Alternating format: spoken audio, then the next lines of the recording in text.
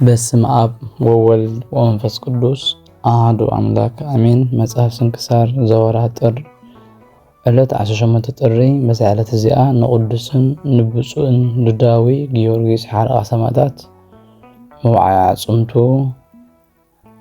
እያ። በረኸቱ ምስ ኩላትና ህዝበ ክርስቲያን ይኹን ንዘለዓለም ዓለም አሜን። ሰላም እብል ውእየተ አጽምከ በነድ እንዘታ ዘመር ጊዮርጊስ ሃይማኖተከ በአውድ እንበለ ወልጦ ሀብኒ በረከተከ ዘልማት እብኑ ይህቦ በእድ ሀበ አብሁ ህብስተ ሰቦይ ስእል ወልድ። ሰላም እብ ንምንዳድ ዓጽምኻ ብነድ እንዳ ፈከርካ ጊዮርጊስ ሃይማኖትካ ኣብ አደባባይ ኣብ አውድ ብዘይ ምልዋጥ ሀብኒ በረከትካ ትልሙት እምኒ ዝህቦ ዶኣሎ እዩ ብኢድ ካባቦ እንጌራ ምስ ለመነ ውሉድ። በዛ ዕለት እዚኣ ጽሙድን መስተጋድልን አባ ያዕቆብ ናይ ንጽቢን ኤጲስቆጶስ አዕረፈ። መምህር ቅዱስ ኤፍሬም ሶርያዊ እዩ። እዚ መምህር እዚ ልደቱን አተዓባቢኡን ኣብ ሃገረ ንጽቢን እዩ። ንሱ ሶርያዊ እዩ። ካብ ንእስነቱ አልባስ መንኩስና ሓረየ። ሰቀ ጸጉርማቕ ደበሎ ለበሰ። ለይትን መዓልትን ዝጋደል ድማ ኾነ። ብጸሎትን ብጾምን ተጊሁ ብምስጋድ ኣየዕርፍን ነበረ። እቲ ዝለበሶ ማቕ ብሃሩር ሓጋይ ብቁሪ ክረምትን ካብኡ ኣውፅኡዎ ኣይፈለጥን። ምግቡ ኸዓ ብቋልያታት ምድሪ ዝሰተዮ ኸዓ ናይ ዝናብ ማይ ጥራሕ ነበረ። ብዛዕባ ዘኻ ኩሉ እንትንኡ መንፈስ ቅዱስ መልአ። ጎይታና ኸዓ ጸጋትን ይትሃቦ ተኣምራትን መንክራትን ገበረ። እቶም ህዝቢ እቲ ዝኸውን ከይኮነ ከሎ ይነግሮም ነበረ። ተኣምራቱ ኣዝዩ ብዙሕ እዩ።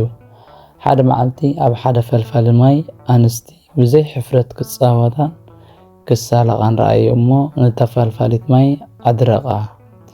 ንጸጉሪ ርእሰን ከዓ ኣሰየቦ ጻዕዳ ገበሮ። ተታዒሰን በደለን ኣሚነን ኣብ እግሩ ወዲቐን ነታ ፈልፋሊት ማይ ክመልሰለን ምስ ለመንኦ ግና ከም ናይ ቅድማ ከም እትፈልፍል ገይሩ መለሰለን። ጸጉሪ ርእሰን ግና ምእንቲ ከይዕበያ ጻዕዳ ገይሩ ገደፎ። ካልእ ድማ ሓደ መዓልቲ ብመንገዲ ክሓልፍ ከሎ ኣብቲ መንገዲ ዝነብሩ ሰባት ንሓደ ጥዑይ ብሂወቱ ዘሎ ሰብኣይ ከም ዝሞተ ኣምሲሎም ኣደቂሶሞ ጸንሕዎ። ቅዱስ ያዕቆብ ከዓ ክገንዝሉ መግነዝ ክዳን ሃበና በልዎ። እዚ ቅዱስ ከዓ ነዚ ሰብኣይ ብጸሎቱ ምዉት ገበሮ። ተኣኪቦም እንተረኣይዎ ድማ ሞይቱ ጸንሖም። ካብኡ ተጣዒሶም በደሎም ኣመኑ። ናብ ቅዱስ ያዕቆብ ቀሪቦም ድማ ለመንዎ እሞ ንሱ ከዓ ኣሕወየሎም ኣተንስኦ። ጽድቁን ሰናይ ተኣምራቱን ተግበራቱን ምስተሰምዐ ሓረይዎ። ኣብ ሃገረ ንጽቢን ድማ ኤጲስቆጶስ ሾምዎ። ምስተሾመ ከዓ እቶም ህዝቡ መዋሰ ክርስቶስ ምስጋና ንዑ ይኹኖ ካብ ተኻሉ ኣርዮሳውያን ሓለዎም። ንጉስ ቆስጠንጢኖስ ንማሕበር ቅዱሳን 318 ኤጲስቆጶሳት ኣብ ሃገረ ኒቅያ ምስ ኣከቦም እዚ ኣቦ እዚ ምስኦም ነበረ። ንኣርዮሳዊ ጊዙ ካብ ቤተ ክርስቲያን ሰጎጎ ምስኦም ኮይኑ ድማ እታ ኣብ ኩሎም ምእመናን ህዝበ ክርስቲያን ፍልጥቲ ዝኾነት ቅንዕቲ ጸሎት ሃይማኖት ሰርዐ። ናብ ንጉስ ቆስጠንጢኖስ ኣብቲ ጉባኤ ምስ በጽሐ መጽሓፍ ጉባኤ ምስክር ከም ዝኾነ ምዉታ ተንስአ።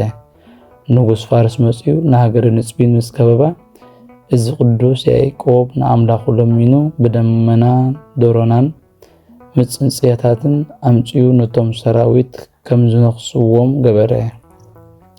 ንኣፍራሶም ንሓራምዞምን ኣቑሰልዎም ኣሕሰርዎምን። ሉጋማቶም በቲኾም ንድሕሪት ገጾም ከም ዝምለሱ ድማ ገበርዎም። ንጉስ ፋርስ ንዝገብረ እዚ ምስ ረኣየ ዓብዪ ፍርሓት ፈርሐ። ተንስኡ ከዓ ካብኡ ሃደመ። እዚ ቅዱስ እዚ ጽቡቕ ዝኾነ ተጋድሎ ምስ ፈጸመ ነፍሳት ምጓሲኡ ምስ ኣብርሀ ብሰላም ኣዕረፈ። ናብቲ ዘፍቅሮ እግዚአብሔር ከዓ ኸደ። ናይ ዘለዓለም ህይወት እውን ወረሰ። በረኸቱ ምሳናትኹን መዘላለም ዓለም አሜን።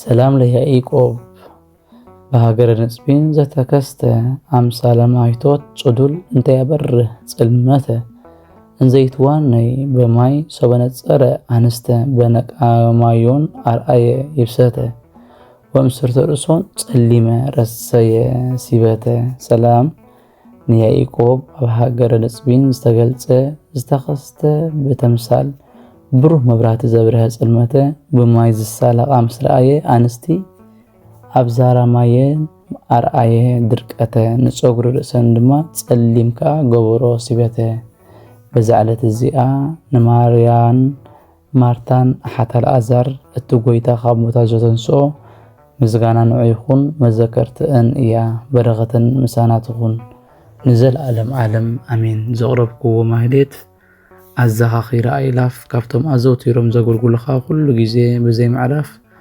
እንዳኸንብብ ተቐበል ናይ ድኽነተይ መጽሓፍ ዝገበርካ ጎይታ ናይታ መበለት መባእ ወኩፍ ካብ ዘእተውዎ ሃብተማት ናይ ሃብቶም ተረፍ ነቢያት ቅዱሳን ሓዋርያት ውን ሰባኽያን ሰማዕታት ምስ ጻድቃን ደናግል ከዓ መነኮሳት ውን ሄራን ባርኾት ባርኹ ማሕበር ዘቅድስት ቤተ ክርስቲያን ካብ ዝዓብየ ሽማግለ ክሳብ ዝነኣሰ ህፃን ንዝፀሓፎ ብመጽሓፍ ንዝፀሓፎ ብምድራስ ንዘንበቦ ንዝተርጎሞ ብልሳን ሐዲስ ንቃል ውን ዝተምዐ ብእዝኒ መንፈስ ብጸሎት ኣድዩ ማርያም ዓረቂት ካብ ኩሉ ምባስ ኣሕቢሩ ይምሓረና ኢየሱስ ክርስቶስ። ሰላም ንዓኸትኩም ጻድቃን ምስ ሰማይት ዘዕረፍኩም በዛሎም ዕለት እዚኣ ንዓለም ዘሰነፍኩም ይኹም ንስኻትኩም ብኩሉ ትዕግስት ኣብ ቅድሚ ፈጣሪ ልሙኑ ብኩሉ ሰዓት ብዘይካ ንስሓ ንዓና ከይወስደና ሞት ሰላም ንዓኻትኩም ናይ ዝዕለት እዚኣ ጻድቃን ኩልኹም ሰብኡትን ኣንስትን በብኣስማትኩም ቅዱሳን ሰማይን ምድርን ማሕበር ስላሴ ንስኹም እንተ ማርያም ኣድዩ ዘኩሩና ብጸሎትኩም